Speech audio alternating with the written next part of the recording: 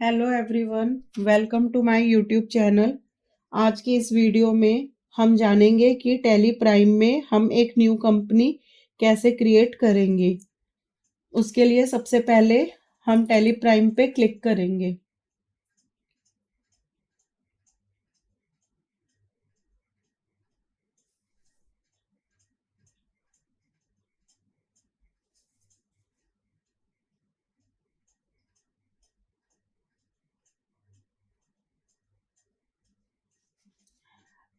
जैसे ही हमने tally prime open किया, हमारे पास यहाँ पे 4 ऑप्शंस शो हो रहे हैं।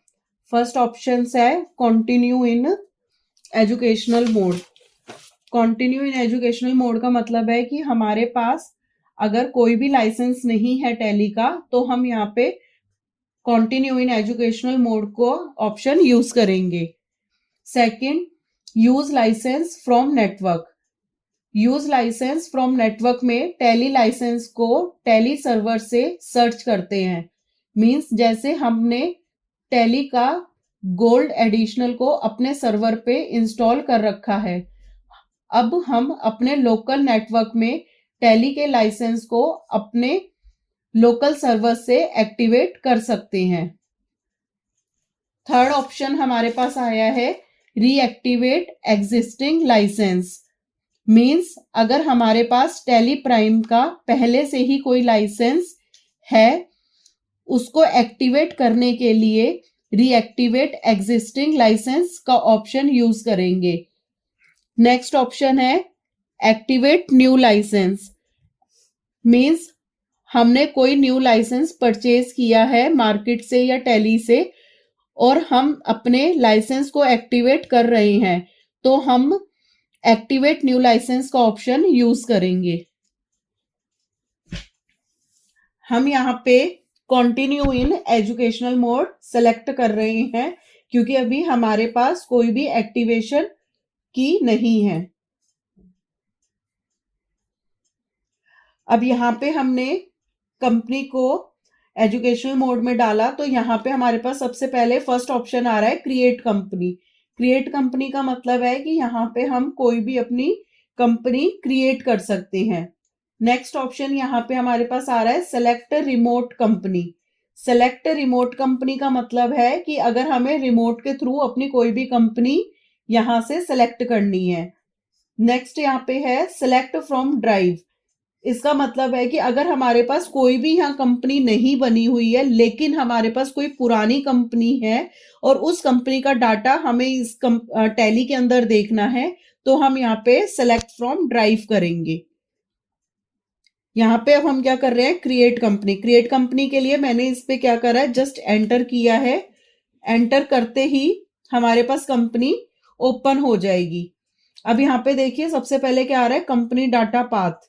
इसका क्या मतलब है, इसका मतलब है कि हमारी जो कंपनी क्रिएट होगी, लेकिन उस कंपनी का जो डाटा होगा वो कहाँ पे रखा होगा, वो यहाँ पे पाथ के थ्रू हमें शो हो रहा है। हम चाहें तो इस पाथ को चेंज भी कर सकते हैं कि हम अपनी कंपनी का डाटा कहाँ पे रखना चाहते हैं।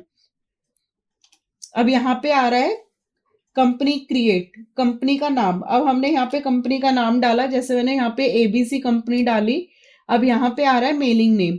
हम मेलिंग नेम चेंज भी कर सकते हैं। कई बार क्या होता है कि किसी किसी कंपनी का नाम क्या होता है, जैसे सेम ही होता है, लेकिन हम वहां पे जो प्रॉपर जो ऑथोराइज सिग्नेचर्स वाला होते हैं वो हम किसी और कंपनी के थ्रू करते हैं। तो यहाँ पे हम अपना मेलिंग नेम चेंज कर सकते हैं। जैसे मैंने यहाँ पे XYZ का नाम डाल दिया। अब यहाँ पे आपको कोई भी एड्रेस डालना है, तो जैसे मैंने यहाँ पे कोई भी एड्रेस डाल दिया। देन यहाँ पे आपने स्टेट लिया। अगर आप जैसे दिल्ली में रहते हैं, दिल्ली का लो। अगर आप कहीं और भी रहते हैं तो वहां का भी यहाँ पे स्टेट ले सकते हो। देन इसके बाद आपने यहाँ पे क्या डाला, पिन कोड डाला। हमने यहाँ पिन कोड मेंशन कर दिया। देन इसके बाद यहाँ पे हमने mobile telephone number, then mobile number.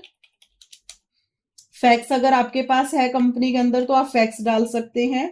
इसके बाद अगर आप यहाँ पे मेलिंग, आपके पास ईमेल आईडी है कंपनी की, आप ईमेल आईडी डालिए। इसके बाद वेबसाइट। वेबसाइट के बाद यहाँ पे फाइनेंशियल ईयर, कि हमारा फाइनेंशियल ईयर जो प्रेजेंटली चल रहा है और प्लस यहाँ पे बुक बिगनिंग। इन दोनों में डिफरेंस ये होता है, फाइनेंशियल ईयर हमेशा हमारा 1 अप्रैल से ही रहेगा, बट बुक बिगनिंग का मतलब है कि आपकी कंपनी जिस दिन से स्टार्ट हुई है, आप उस दिन से यहाँ पे अपनी कंपनी का नाम, कंपनी की डेट डाल सकते हैं। लेकिन ये हमारा एजुकेशनल मोड है, इसलिए हम यहाँ पे फर्स्ट डेट ही डालेंगे। आप यहाँ पे 1 मई, 1 जून, 1 अगस्त कुछ भी डाल सकते हैं।